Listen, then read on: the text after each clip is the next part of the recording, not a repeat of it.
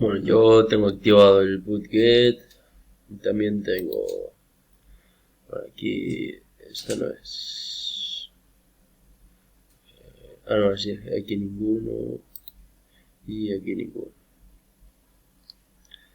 pero esto no es, esto es otro, no, esto no.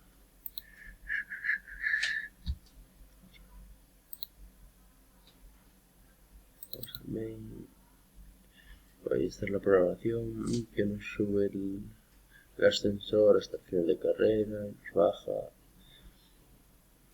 ahí nos activa las bobinas y la rampa de aceleración.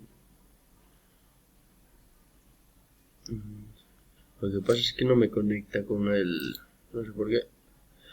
Por aquí le puse esta tal cual, esta es la del ordenador y esta es la de tal 01 de la OC, está el server y lo ejecuté como administrador.